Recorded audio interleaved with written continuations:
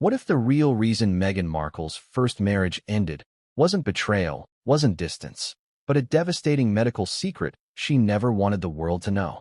That's not tabloid speculation. That's a chilling whisper, one that has begun growing louder in the halls of Hollywood, behind closed doors in Montecito, and now, from the lips of the one man who kept his silence for over a decade. Trevor Engelson, the ex-husband. The man who was there before the crown, before the palace, before the world even cared who Meghan Markle really was. And now, after years of careful silence, dodging interviews, and refusing to engage with the media circus that followed his former wife into Buckingham Palace, he's finally breaking his silence. Before we continue, please hit the like button, subscribe to the channel, and turn on the notification bell for updates. But it's not the divorce itself that's making headlines this time. It's the reason behind it. And that reason? It's not what anyone expected. Trevor isn't talking about fame. He isn't ranting about betrayal. He's revealing something far more tragic and far more human. According to close insiders and cryptic words recently spoken by Trevor himself, the real reason the marriage collapsed had nothing to do with ambition or infidelity. It had everything to do with a secret Meghan allegedly kept buried deep since she was 21 years old. A surgery, a hospital room, and a loss so intimate, so final, it may have rewritten her entire future. She lost her womb. Let that sink in. Because if true, this isn't just another celebrity split. This isn't gossip. This is a life-altering medical event, one that could change how we see Meghan Markle forever. And more than that, it's a secret that allegedly shaped the course of 2 marriages, multiple royal scandals, and possibly even the birth of 2 royal children. Think about that. Because it forces us to ask the question that no one in the mainstream media dares to raise. If Meghan Markle couldn't biologically carry children, then what does that mean for Archie and Lilibet? But let's not rush there just yet. This story isn't about conspiracies. It's about pain. It's about a woman trying to redefine herself after unimaginable loss. And a man, Trevor, who stood by her side through it all, until he couldn't anymore. The woman behind the crown. Before the world knew her as the Duchess of Sussex, Meghan Markle was just another actress in LA, trying to land her big break. She had charm. She had ambition. She had a dazzling smile that made casting directors lean forward. And behind her at every step was Trevor Engelson, a film producer on the rise. Older, wiser, grounded. They were picture perfect. The kind of couple you see at Whole Foods in matching gym wear, sharing smoothie straws and walking each other's dogs. Or so it seemed. Because behind the glossy photos and inside jokes, there was distance. A strange kind of silence that crept in slowly. A shadow neither of them wanted to name. Trevor, according to insiders, would come home to find Meghan sitting quietly on the floor, eyes glassy, staring at a journal she never let anyone read. Other nights, she'd be fiery, restless, talking about reinvention, rebirth, starting over. She had this strange habit, one friend said, of disappearing into the bathroom for hours. Not to do her makeup, but to sit there, alone. No music, no phone, just silence. When asked about it, she'd brush it off with a joke. "I'm detoxing from people," she'd say. "People are exhausting." But one day, Trevor found a piece of paper on her nightstand. It read, "They'll never understand what I lost. They'll just expect me to move on." The medical mystery. Let's rewind to Meghan at 21. According to multiple unnamed sources, including one alleged former friend from Northwestern, Meghan underwent a private medical procedure during her early college years. The official story? She told a few friends it was a routine surgery. Others said she vanished for nearly a week, returning paler, quieter, and more guarded. What we're now hearing, if it's to be believed, is that this was far from routine. It was an emergency. A complex gynecological surgery following complications from an earlier condition that had gone undiagnosed for too long. One nurse, whose identity we are protecting for legal reasons, allegedly claimed Meghan was rushed into surgery with internal bleeding. That surgery, according to the whispers, resulted in a full hysterectomy. That means she lost her uterus. At 21, think about the impact that would have on any woman, on her dreams, on her relationships, on her sense of identity. Now imagine carrying that alone. For years, never telling your partner, never telling your future husband, not even telling your royal in-laws. If it's true, Meghan Markle carried the weight of that loss all through her rise to fame, all through her role on Suits, all through her courtship with Prince Harry, all through every pregnancy announcement, baby shower, and public celebration of motherhood. Trevor's silence, and why it matters now. For years, Trevor said nothing. He refused interviews. He declined to comment when Meghan became a royal. He didn't jump into the media frenzy when tabloids were offering six-figure deals just for a sentence. Why? Out of respect? Or was it something deeper? Insiders close to Trevor say he was emotionally wrecked after the marriage ended, but not because of a dramatic fight or betrayal. Because he felt shut out. Because he sensed there was something Meghan couldn't, or wouldn't, share with him. One close friend says Trevor once told him, "I felt like I was married to a ghost. There were things I wasn't allowed to ask." Recently, on a Little Watch podcast that barely made headlines, Trevor dropped a line that sent shockwaves through a small circle of Hollywood insiders. When asked what ended the marriage, he paused. He looked down, then said, "Sometimes, when someone's been through something too painful, they bury the part of themselves that could have loved you."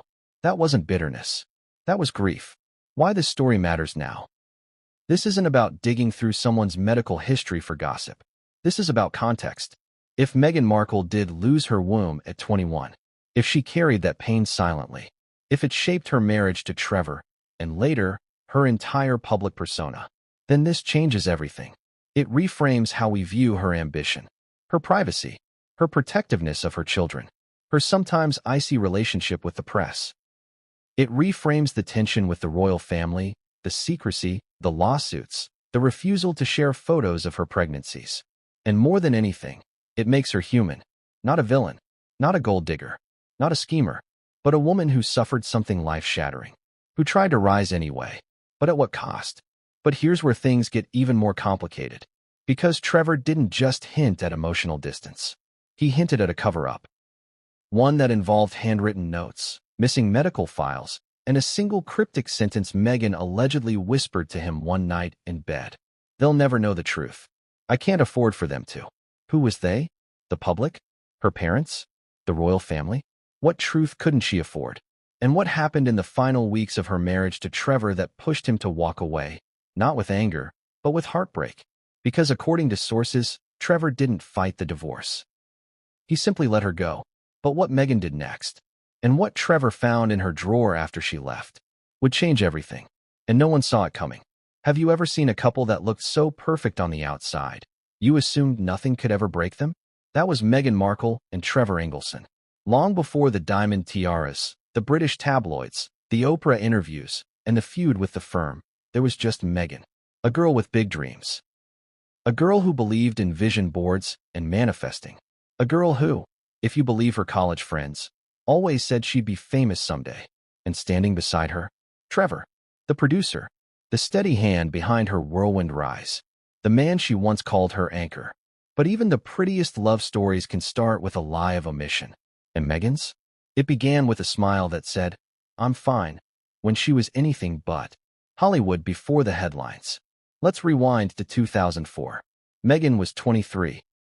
Fresh out of Northwestern University with a degree in theater and international relations. An odd pairing, unless you already know Meghan's double life. The actress with the activist's heart.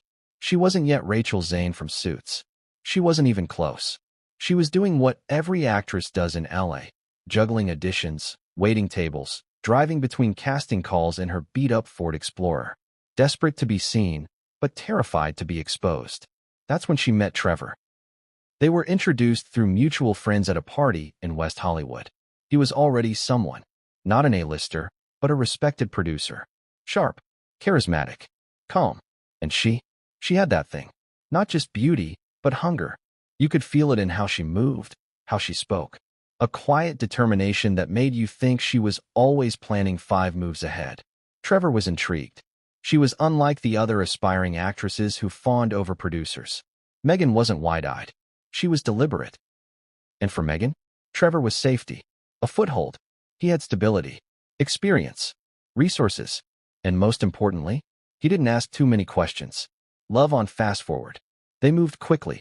Late-night phone calls turned into sleepovers. Sleepovers turned into toothbrushes at each other's places. By 2006, they were living together. Friends said it felt like watching two people build an empire. He had the connections. She had the image. Together, they were unstoppable. At parties, they were inseparable. She'd grip his arm tightly, always smiling. He'd laugh at her jokes, introduce her to agents, rave about her to studio execs. But behind closed doors, the cracks were already forming. The bathroom door. Here's where things start to feel off. Multiple friends from that era, speaking anonymously, noticed something strange. Meghan was obsessed with alone time. Not just introvert behavior, but extended periods of isolation that didn't match the high-energy, bubbly persona she showed in public. She'd retreat into the bathroom for hours. Trevor thought it was skincare, or yoga, or decompressing. But once, when she forgot to lock the door, he found her sitting fully clothed on the tile floor, knees to her chest, not crying, just staring. When he asked what was wrong, she gave a half-smile and said, "I'm just adjusting to my body." Odd phrasing. Trevor didn't push. A trip to the clinic. Then came the appointment. A Tuesday in March 2007. Meghan told Trevor she had a follow-up. Nothing serious. Just a checkup with an OBGYN in Beverly Hills. She didn't want him to come. "You'll be bored," she joked. But Trevor insisted on driving her. When he parked out front and offered to walk her in, she refused. Said she'd be out in an hour. She came back 2.5 hours later. Pale, quiet, distant. Trevor said she told him everything was fine. But that night, she didn't touch her food, didn't laugh at his jokes, went to bed early and curled up with her journal. The journal. Let's talk about that journal. Meghan has always written letters, scripts, lists, affirmations. But her journal during those early LA years was something else entirely. One friend said it read like a therapy notebook. Raw, wounded, poetic, pages of longing, grief, rage at her body. In one entry, allegedly dated weeks after that clinic visit, she wrote, "Some women lose their innocence. I lost my insides." Let that sit for a second. Because when you put that line next to Trevor's later comment, "I was married to someone who never let me all the way in," the pieces start connecting. And yet, the relationship didn't end. They got stronger. Or at least, they pretended to. The proposal. In 2010, Trevor proposed during a getaway to Belize. Private villa. Rose petals. Champagne. He thought she'd cry with joy. Instead, she froze. Smiled. Kissed him. But her eyes? They didn't light up. Trevor brushed it off as surprise. They announced the engagement weeks later. Friends say Meghan began micromanaging every aspect of the wedding and every aspect of her image. She hired a brand manager long before it was trendy, started filtering her social media, scrubbed old photos, deleted MySpace. She was preparing to become someone else. But was she also running from someone she used to be? The silent rift. Here's the part Trevor couldn't shake. As they got closer to the wedding, Meghan became more emotionally unavailable. Not cold, just distant. When he tried to talk about kids, she'd change the subject. Once, he joked, "We'll have little mixed-race producers running around," and she went silent. Later that night, he found a note on the fridge. Not all stories end with children. Some end with change. He didn't understand it. He tried to ask. She laughed it off. But there was always that silence. That unspoken thing between them. Like she was building a castle with no nursery. The wedding. They married in Jamaica in 2011. It was picture perfect. Beachfront ceremony. Friends. Family. Sunlight dancing on the water. But behind the smiles, a storm. Meghan had insisted on a non-traditional vow exchange. No mention of children. No promises of family. Just growth and evolution. After the ceremony, Trevor was overheard telling a groomsman, "I feel like I married a beautiful mystery." The groomsman laughed. But Trevor wasn't joking. Post-wedding drift. After the wedding, Meghan dove into Suits. Her career took off. She was flying back and forth to Toronto. New cast. New energy. Trevor stayed in LA, producing. They saw each other less and less. When he visited her on set, she was gracious, but distracted. One night, after a long shoot, she reportedly told him, "Sometimes, I think this is the only life I'll get. So I have to choose it. Fully." What did she mean by that? Why did it sound like an apology? The drawer. And then came the drawer. The one detail from their story that no one has confirmed, but everyone in their circle whispers about. After Meghan moved out, Trevor went to pack up her things. Inside the drawer of her desk was a folder. Inside the folder, hospital paperwork. Some redacted, some vague. But one phrase kept appearing across multiple documents. Total hysterectomy, completed.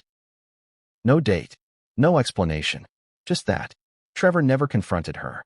He didn't want to violate what little privacy she had left. But in that moment, he understood. He understood why she'd pulled away. Why she cried watching baby commercials. Why she always changed the subject when friends announced pregnancies. And he understood why she'd never told him. Because how do you tell the man you love that you can never carry his child? But what Trevor didn't understand was what Meghan did next. And how she erased him from her life completely, in a way so brutal, even Hollywood was shocked. And what came next would change everything. What if your entire future changed in one afternoon and no one ever knew? That's the question we have to ask if we're going to understand the story of Meghan Markle and Trevor Engelson. Not the public fairy tale, but the private unraveling that started with a surgery kept in the dark. Before there were royal titles. Before the designer gowns, the Archetypes podcast, and the global scrutiny. There was a young woman in her early 20s, sitting alone in a sterile hospital room, grappling with a loss so intimate, so final, she never truly spoke of it again. Not to her family, not to her friends, and, if the whispers are true, not even to her husband. The Whisper Network. So where does this rumor come from? Let's start with what we do know. In her early 20s, Meghan experienced what close college friends described as a medical scare. One moment she was attending classes and preparing for exams. The next, she was gone. Vanished. No explanations. No goodbyes. When she returned, something had changed. She came back. Hollow. One former classmate, who asked not to be named, recalled. She said she had a minor surgery. Something about endometriosis. But her energy shifted. She stopped talking about kids. She started talking about control. About rewriting her life. That phrase, rewriting her life, would become a recurring theme. Because while most students were still figuring out who they were, Meghan was already strategizing her reinvention. But underneath the glossy self-discipline, there was something raw. A grief never named. What really happened? Let's explore what's being alleged. Because if true, it paints an entirely different portrait of the woman the world has come to know.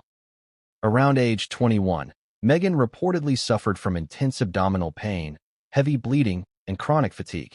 Classic symptoms of advanced endometriosis, a condition that affects millions of women but often goes undiagnosed for years. One day, the pain became too severe to ignore. She was rushed to a private clinic outside Chicago, far from her usual circles. There, according to unconfirmed reports and leaks, doctors found extensive damage to her uterus, scarring, fibroids, internal bleeding. And then came the most difficult recommendation of all, a total hysterectomy, the removal of the uterus.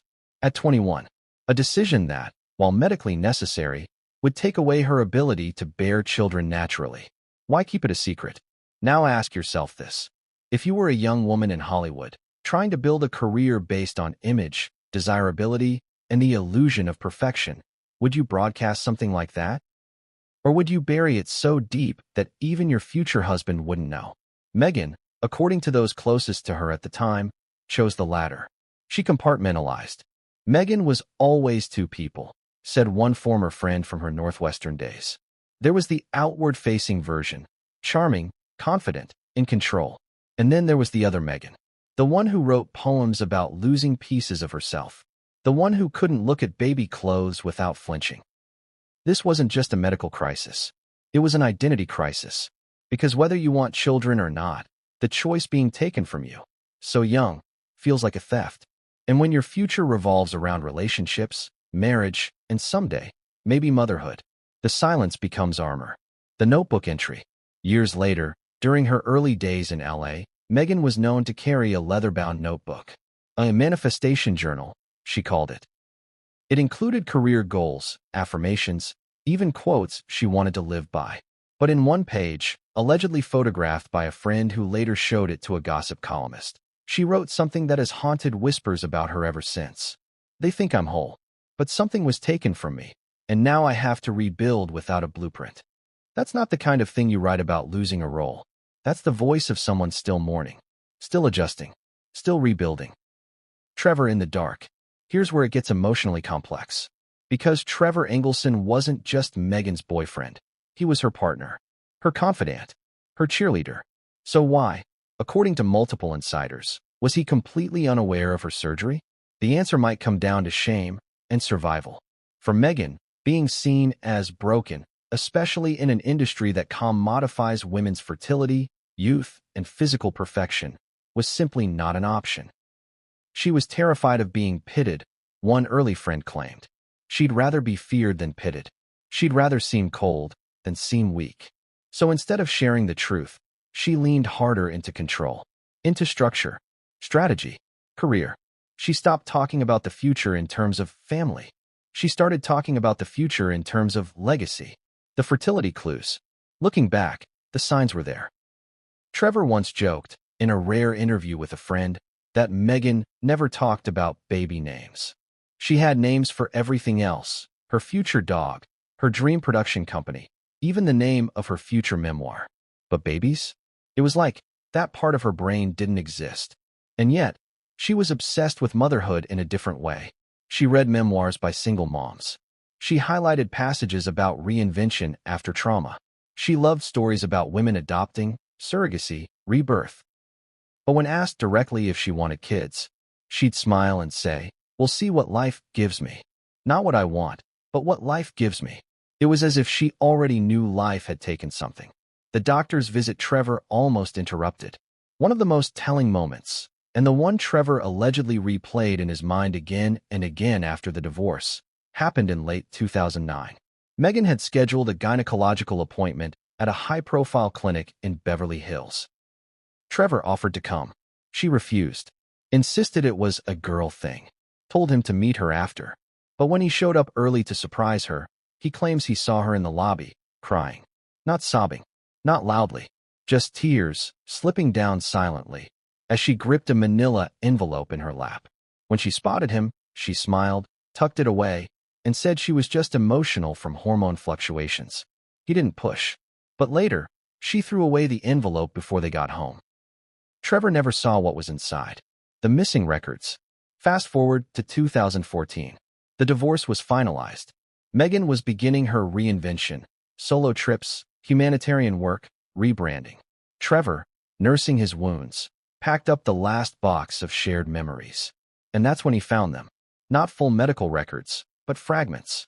Insurance forms, doctor business cards, a prescription for Lupron, a drug often used to treat endometriosis and to manage symptoms post-hysterectomy. None of this made sense for a healthy young woman in her 20s, unless she had experienced something massive. It was the first time Trevor even considered the possibility. He never confronted her, because by then, it was too late. Why didn't she tell him? That's the question that lingers. Why would Meghan keep something so monumental from the man she claimed to love? Some say shame, some say control, but perhaps the most painful explanation is this. Because telling the truth would mean letting someone see her weakness. And Meghan Markle, even back then, was constructing an image of resilience, one carefully calculated to climb every ladder without asking for help. She didn't want Trevor's pity. She wanted his admiration. And maybe, just maybe, she believed she could outrun her past by never speaking its name. But here's the part Trevor didn't see coming. Because Meghan didn't just bury her past. She buried him too. And the way she cut him out of her life, without explanation, without warning, left him spiraling. Until one day, he told someone. And that someone recorded it. What Trevor said next would ignite a firestorm. And the fallout was only just beginning. Intimacy is supposed to be the glue that holds a relationship together. The late-night laughter. The whispered promises in the dark. The way two people, stripped of everything else, status, schedules, expectations, can still find each other in the quiet. But what happens when that glue starts to dry? When the late-night touches become rare? When kisses feel mechanical? When "I'm tired" becomes a nightly refrain? That's what Trevor Engelson began to wonder. Long before the divorce, long before Meghan Markle became one of the most scrutinized women on the planet. He wasn't just losing a wife. He was losing connection. And worse, he didn't know why. The red flags in the bedroom. From the outside, Meghan and Trevor were that couple. Attractive, successful, lovey-dovey at parties. But behind closed doors, the temperature began to change, slowly, subtly, and then all at once. Trevor reportedly confided to a friend that around the second year of their marriage, things shifted. Meghan, once playful and affectionate, became reserved. She started sleeping with more layers. She brushed off back rubs. She turned her body away in bed. And when Trevor reached for her, she'd flinch, just slightly, before recovering with a kiss on the forehead. It wasn't rejection, not in words, but in energy. It was like she'd put up a wall. The emotional disconnect. It wasn't just physical. The emotional warmth began to fade too. She stopped sharing her day, stopped laughing at his stories, started retreating earlier and earlier into her own little bubble. Headphones, journals, herbal teas, face masks. He asked if everything was okay. She'd smile. Of course, just exhausted. The show's intense. But Suits wasn't the problem. Even when they were on vacation, lying under the stars in a villa in Mexico, she kept her distance. Trevor, according to someone close to him, once whispered, "I felt like I was hugging a mannequin." He began to wonder, was it him? Was she no longer attracted to him? Or was she hiding something deeper? The therapy sessions. One day, Meghan brought up therapy, not as a couple, but solo. She claimed she wanted to work through residual trauma. Trevor encouraged it. He was relieved. Maybe, he thought, it would help her open up. But Meghan set a strict boundary. She didn't want to talk about it afterward. "It's private," she said. "I need a place that's mine." Trevor respected that. Until one day, she came home shaken. She looked pale, shaken, like she'd seen a ghost. When he asked what happened, she snapped, "I'm fine. Please don't ask." Later that night, he found her crying in the shower. Silently, water pouring down, mixing with tears. When he reached in to touch her, she whispered, "Not now." The forgotten anniversary. One of the most painful moments came on their wedding anniversary. Trevor had planned a surprise weekend trip to Big Sur. Meghan canceled last minute, claimed she had to film a crucial scene that had been rescheduled last minute. But a cast member later told Trevor she wasn't on set that day. She was at a retreat, a wellness retreat for womb healing. Now, let that land for a second. If Meghan had undergone a hysterectomy years earlier, as some reports now suggest, this retreat wasn't about physical recovery. It was about emotional reckoning, a way to reconnect with something she'd lost and maybe never grieved. But she hadn't told Trevor any of that. To him, she had simply ghosted. The strange note. Then came the note. Trevor reportedly found it tucked inside one of her books. A poetry collection by Sylvia Plath. It wasn't addressed to anyone, but it was written in Meghan's handwriting, unmistakably. The note read, "They say love heals. But what if the wound is deeper than love can reach?" That line haunted Trevor. He didn't know if it was about him or something that came before him. But it confirmed one thing. She was bleeding inside. Not literally, emotionally, spiritually, and he had no way to stop it. The friend who knew more. Around this time, Trevor started speaking more frequently with one of Meghan's oldest college friends. We'll call her Ava. Ava had always been supportive of their marriage. But now, her tone had changed. "She's running, Trevor," Ava allegedly told him one night. "She's scared, and she doesn't know how to let you in." Trevor pressed. "Scared of what?"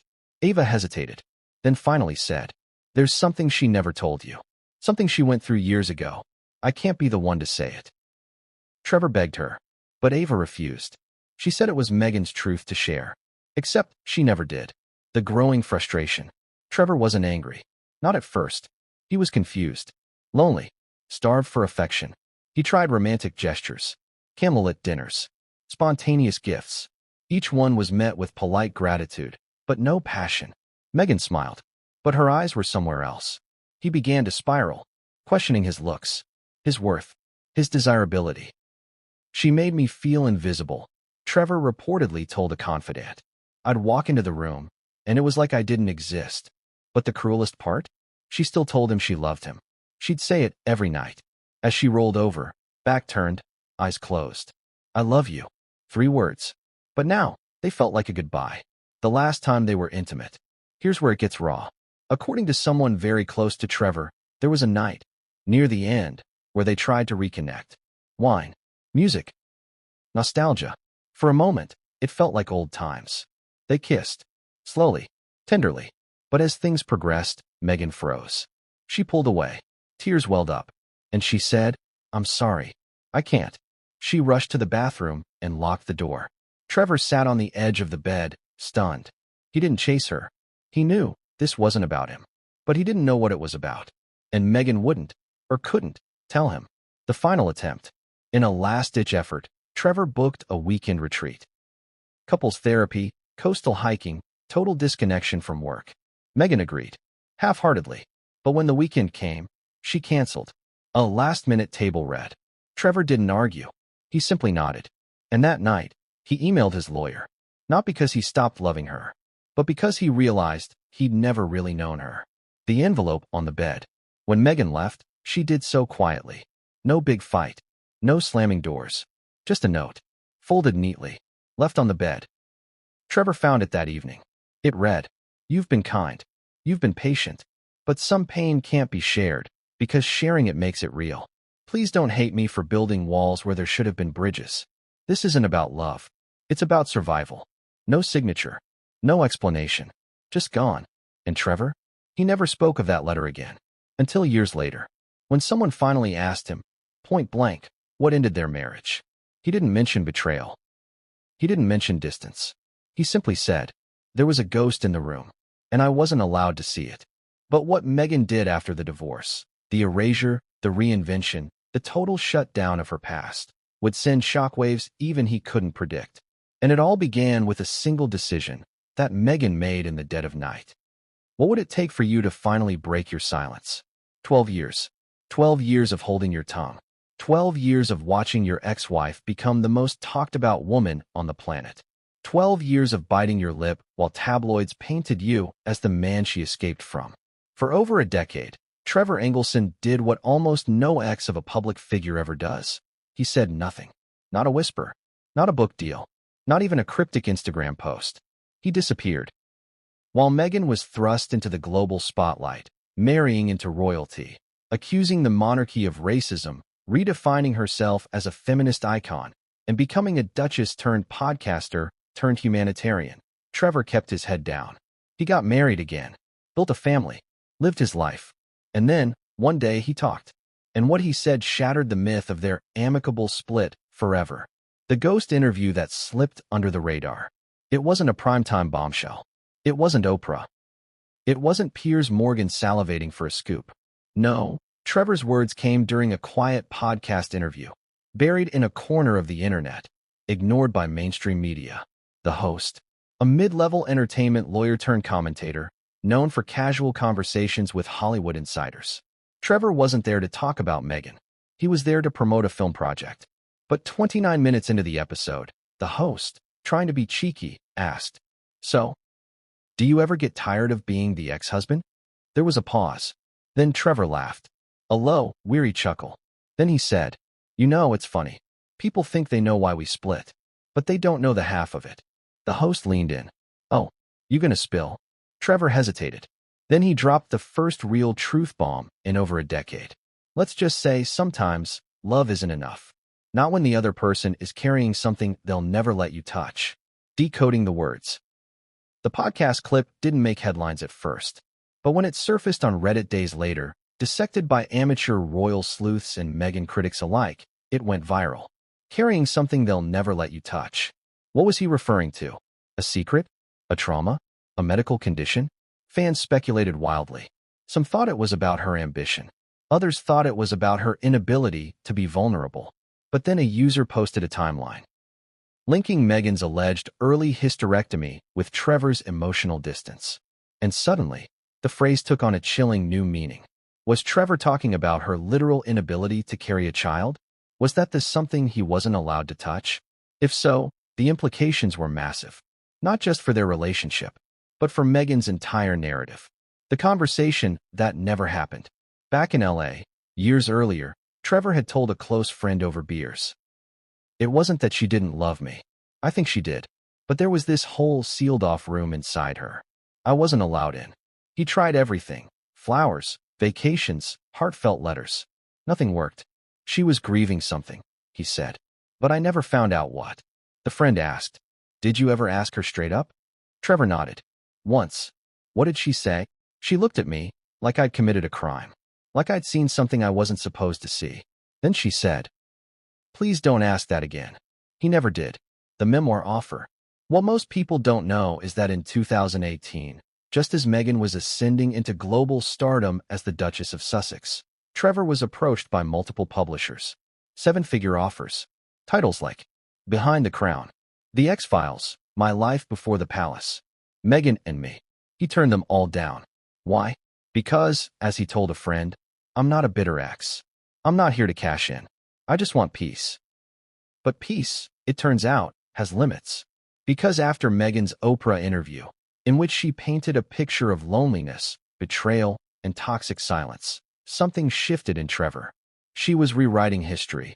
One insider claimed he said, she made it sound like she was always the victim, but sometimes she was the one holding the knife. The private audio clip. Then came the leak. In early 2025, a grainy, muffled audio recording surfaced in a private WhatsApp group of entertainment insiders. It was Trevor, speaking candidly at a private dinner party, unaware he was being recorded. Here's what he said. "You know what killed the marriage? Silence. Not shouting. Not cheating. Silence. She shut down. I knew something had happened. Something medical. But she wouldn't tell me. Wouldn't let me in. And one night, I asked, and she left me the next morning." That audio was authenticated by two people present at the dinner.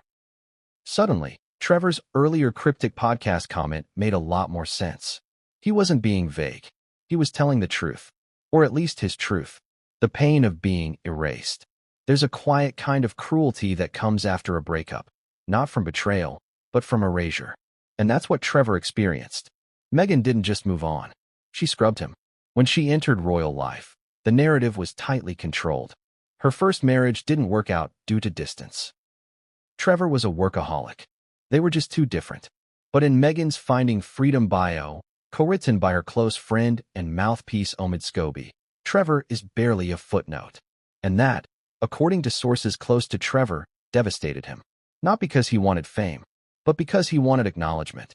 "I gave her everything," he once said. "And in the end, I was just a chapter she ripped out." His new wife speaks. Trevor is now remarried to a woman named Tracy Kurland, a nutritionist and heiress. They live a quiet life. Kids, dogs, weekend getaways.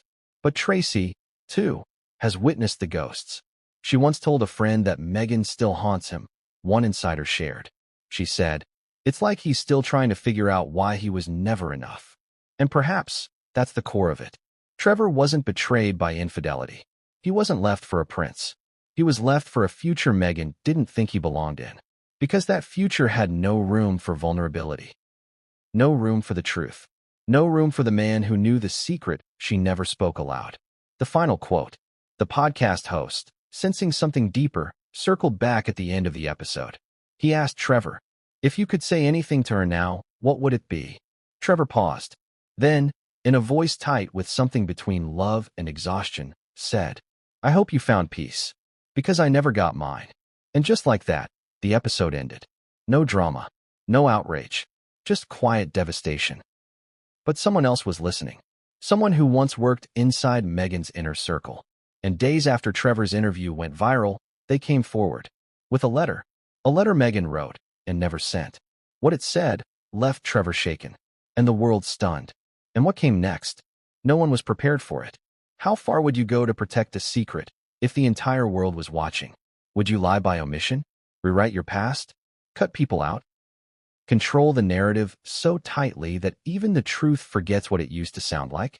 Because that's exactly what Meghan Markle allegedly did. The moment she realized she was being considered for the role of a lifetime. Not a movie, not a series, but the part of a real-life duchess. And in that moment, a new Meghan was born. But to create her, the old Meghan had to die. The pre-Prince transformation. Let's start in 2016. Meghan had just wrapped up another season of Suits. She was climbing the ladder, slowly but steadily. Fashion blogs had started featuring her minimalist wardrobe. She was becoming that girl in Toronto. But something changed that year. She began scrubbing her digital past. Her old website, The TIG, was quietly shut down. Her social media posts became more curated. Candid selfies and cheeky wine night captions were deleted. Hashtags like #RealMe were gone. In their place, quotes about growth, posts about human rights, filtered photos and soft lighting, full of candles and causes. It wasn't just a rebrand. It was a cleansing. And according to one PR insider, it was the most surgical reinvention we'd ever seen. But what exactly was she hiding? The erased marriage. Trevor Engelson all but vanished from her narrative. Not a single mention of him in the Tig's farewell post. No trace of their wedding. No acknowledgement of her first marriage in early interviews. When pressed about her past, Meghan would say things like, "I've had relationships that didn't work out," or "Every step led me to where I'm supposed to be." It was vague, glossy, safe. But the real tip-off? She never named him. Not once. Even when Finding Freedom was published, the unofficial Meghan manifesto, Trevor was referred to as her first husband, with clinical coldness. A ghost, not a person, not a man who supported her through her lowest moments. Not the man who may have known her deepest secret. The fertility paradox. Now here's where things get interesting. As Meghan entered the royal orbit, she began doing something she'd never done before. Talking publicly about motherhood. She called being a mom the most important role of her life. She gushed about carrying Archie, about the kicks, the cravings, the maternal glow. She did interviews holding her baby bump, eyes misty, voice trembling. And yet, there were inconsistencies. Photos where the bump changed shape drastically within days. Video footage where her belly seemed to shift unnaturally. Moments where it collapsed altogether when she crouched. Speculation about surrogacy exploded online. And then came the bombshell. The birth certificate. On Archie's official birth certificate, Meghan's occupation was listed as Princess of the United Kingdom, a detail that drew focus away from the real controversy. The attending physician listed was allegedly not on duty that day. Later, Meghan and Harry sued multiple outlets for speculating on the pregnancy, but never provided concrete proof of hospital admission. And when Lilibet was born, no official record was ever released. No photo leaving the hospital. No interview about the delivery. Just an announcement. Then silence. Why hide a hysterectomy? If the rumors are true, if Meghan lost her womb at 21, then none of this is surprising. It would explain the secrecy, the panic over bump speculation, the lawsuits, the aggressive protection of privacy around the children. But more than that, it would explain the rewrite. Because in Meghan's new fairy tale, she wasn't the girl who couldn't have children. She was the glowing mother, the Earth Mama, the royal rebel cradling a newborn while fighting the establishment. A hysterectomy didn't fit that script. And so, like Trevor, it was cut. The letter she never sent. And now, we get to the letter. A source close to Meghan leaked the existence of a draft letter she wrote, one she never mailed. It was addressed simply, "To the man who knew me best before I became someone else." Inside, she wrote, "I was broken. You deserved the whole version of me, but all I had were pieces. I chose silence because I was terrified. Terrified of being seen as less, of being pitted, of being disqualified, not from love, but from the life I wanted so badly. And yes, I changed, because the world doesn't reward the wounded.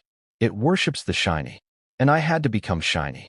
The letter was never sent, but Trevor allegedly read it, and it broke him all over again. The palace cleanup crew.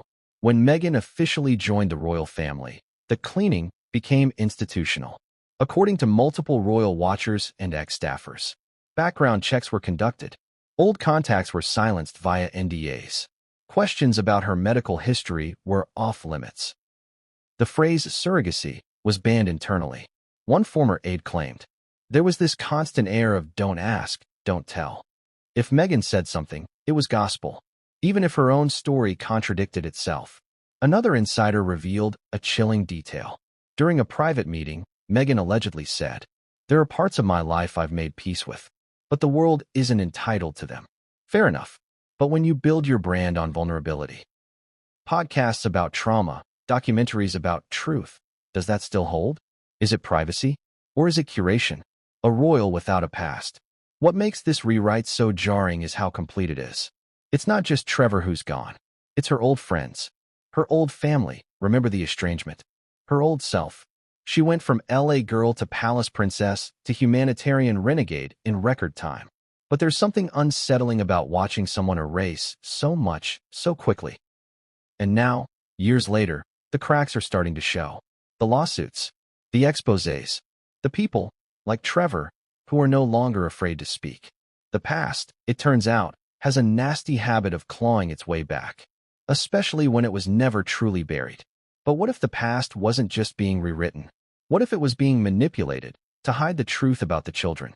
Because the next chapter in this story doesn't just question Meghan's womb. It questions the royal bloodline itself. And what comes next could unravel everything. Ever wonder why some stories never make it to the press? Even in a city built on scandal? Why certain whispers get silenced? Why juicy details vanish?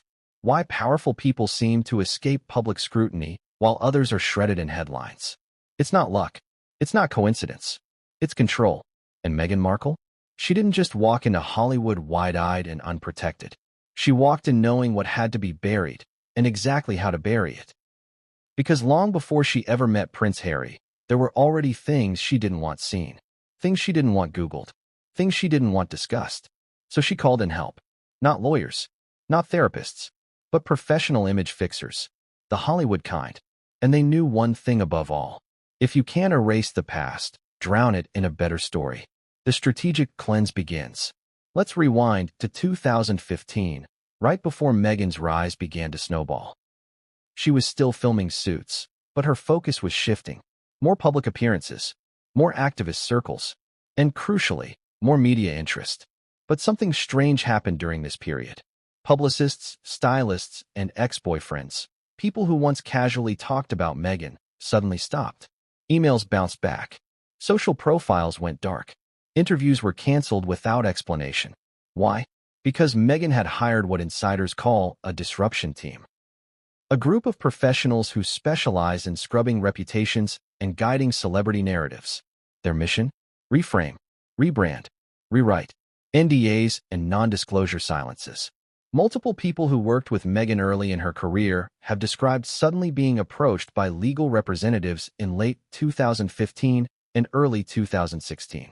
They were asked to sign new NDAs, non-disclosure agreements, even if they'd signed standard contracts years before. One ex-assistant, who eventually spoke anonymously, said, "They made it sound like it was just a routine update. But when I read it, it was scary. It basically said I couldn't speak about anything involving Meghan, ever, even stuff that had already gone public."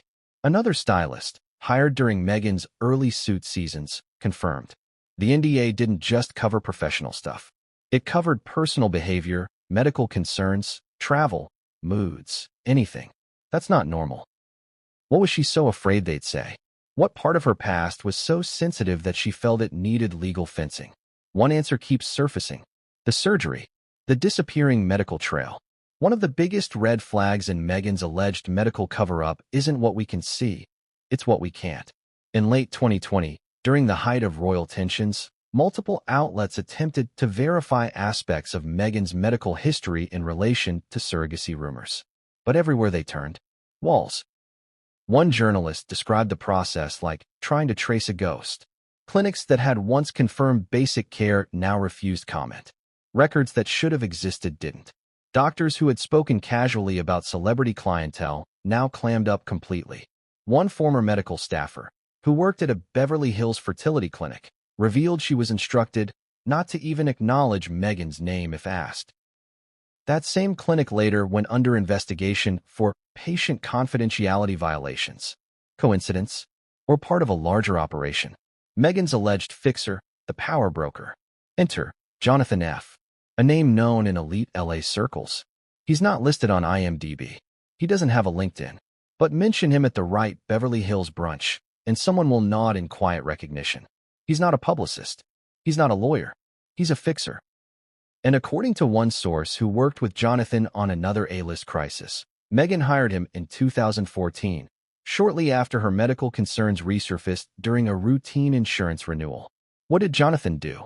Coordinated NDA rollouts, initiated digital content removal, identified threatening contacts, and neutralized them through offers or intimidation. Reframed press stories with controlled leaks.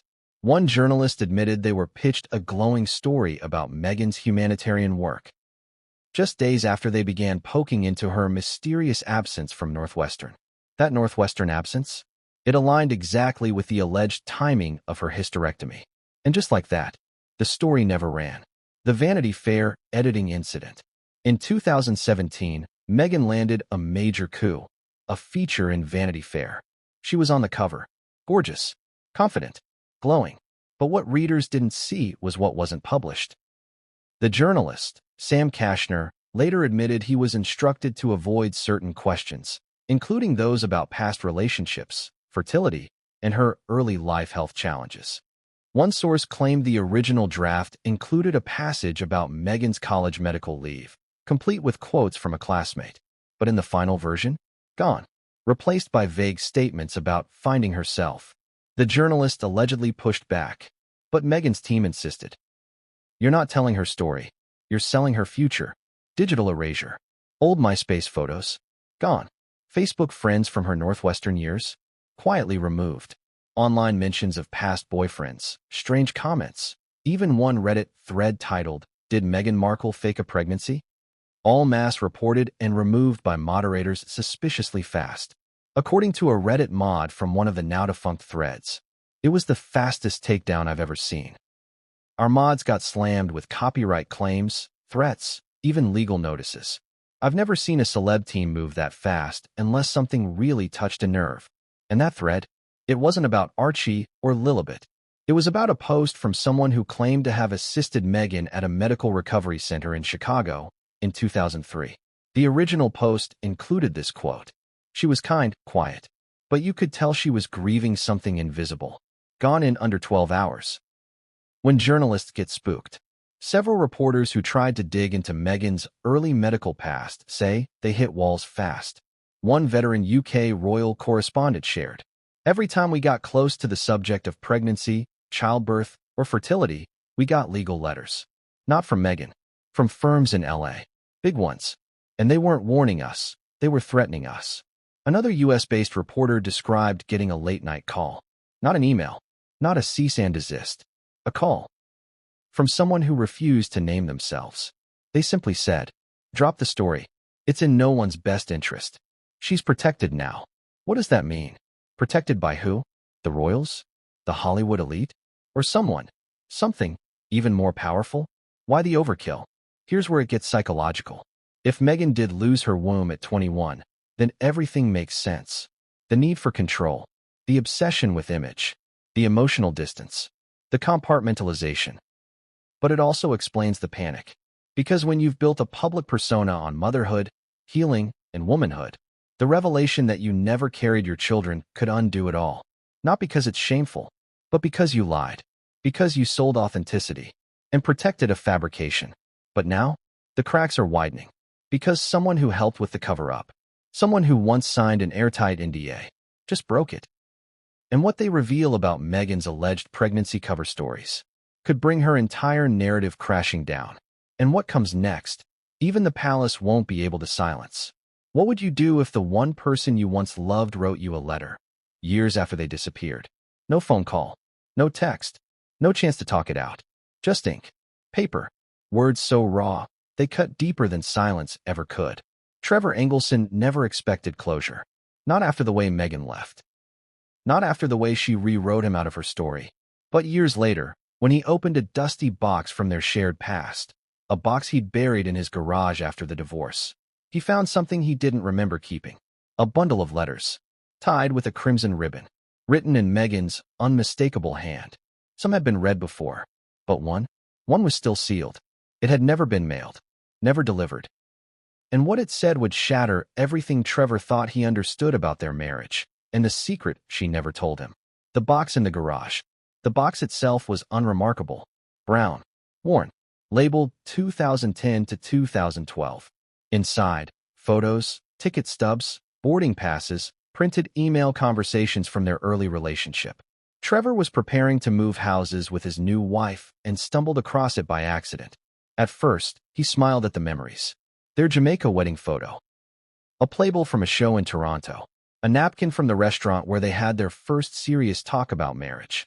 But then, buried beneath a velvet pouch of jewelry Meghan had left behind, he found the letters. Some he remembered. Birthday cards, love notes from the Suits set, handwritten affirmations. But one envelope caught his eye. It was addressed to him.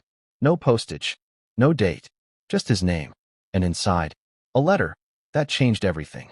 The first line. Trevor unfolded the crisp cream paper with trembling hands. The opening line read, "I owe you an apology I was never brave enough to say aloud." He felt his heart race.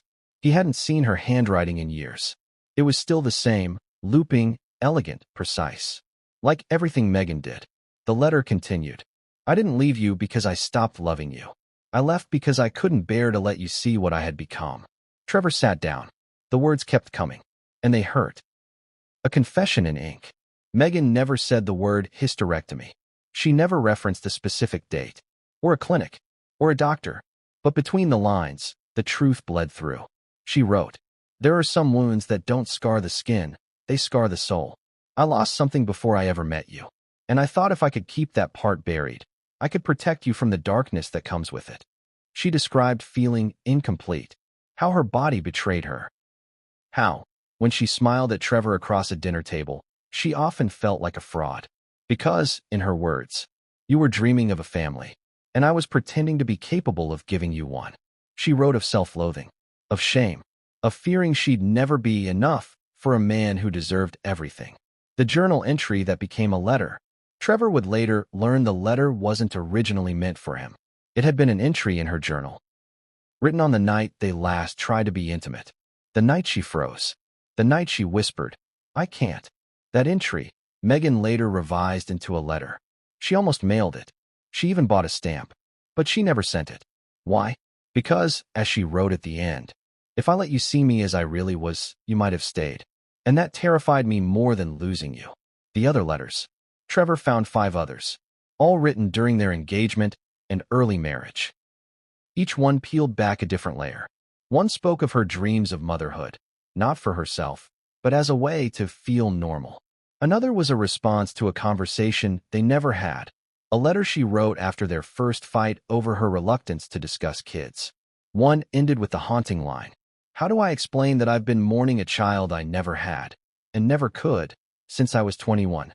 But the most devastating one wasn't to Trevor at all. The letter to a non-existent daughter. Tucked at the bottom of the bundle was a final envelope. Inside was a letter addressed to the daughter I'll never have. It was gutting. Meghan wrote of how she'd always imagined what kind of mother she'd be. Patient, joyful, fierce. She described rocking her to sleep, reading her Maya Angelou, teaching her about power and softness. Then came the line that broke Trevor's heart. "I hope you understand why I had to become someone else. Someone the world wouldn't question. Someone strong enough to pretend." She ended it with, "I'll carry you in my spirit, even if my body never could." Trevor folded the letter slowly. His hands were shaking. He wasn't angry. He wasn't bitter. He was wrecked. Because he finally understood. She hadn't just left him. She was running from a grief she never got the chance to process. A grief that had become her identity. Why she hid them? Why didn't Meghan destroy these letters? Why keep them?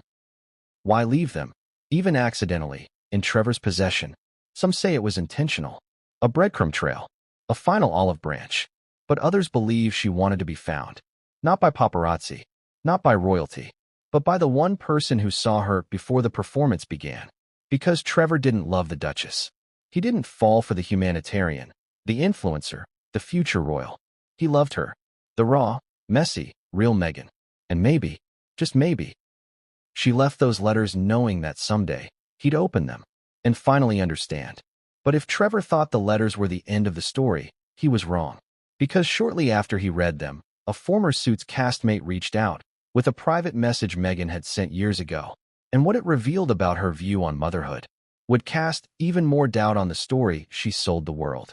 And the next person to speak out would break Meghan's carefully crafted image in two. What if your entire future changed in one afternoon and no one ever knew? That's the question we have to ask if we're going to understand the story of Meghan Markle and Trevor Engelson. Not the public fairy tale, but the private unraveling that started with a surgery kept in the dark. Before there were royal titles. Before the designer gowns, the Archetypes podcast, and the global scrutiny. There was a young woman in her early 20s, sitting alone in a sterile hospital room, grappling with a loss so intimate, so final, she never truly spoke of it again. Not to her family, not to her friends. And, if the whispers are true, not even to her husband. The Whisper Network. So where does this rumor come from? Let's start with what we do know. In her early 20s, Meghan experienced what close college friends described as a medical scare. One moment she was attending classes and preparing for exams. The next, she was gone. Vanished. No explanations. No goodbyes. When she returned, something had changed. She came back, hollow. One former classmate, who asked not to be named, recalled. She said she had a minor surgery. Something about endometriosis. But her energy shifted. She stopped talking about kids. She started talking about control. About rewriting her life. That phrase, rewriting her life, would become a recurring theme. Because while most students were still figuring out who they were, Meghan was already strategizing her reinvention. But underneath the glossy self-discipline, there was something raw. A grief never named. What really happened? Let's explore what's being alleged. Because if true, it paints an entirely different portrait of the woman the world has come to know. Around age 21, Meghan reportedly suffered from intense abdominal pain, heavy bleeding, and chronic fatigue. Classic symptoms of advanced endometriosis, a condition that affects millions of women but often goes undiagnosed for years. One day, the pain became too severe to ignore. She was rushed to a private clinic outside Chicago, far from her usual circles. There, according to unconfirmed reports and leaks, doctors found extensive damage to her uterus, scarring, fibroids, internal bleeding. And then came the most difficult recommendation of all, a total hysterectomy, the removal of the uterus. At 21, a decision that, while medically necessary, would take away her ability to bear children naturally. Why keep it a secret? Now ask yourself this. If you were a young woman,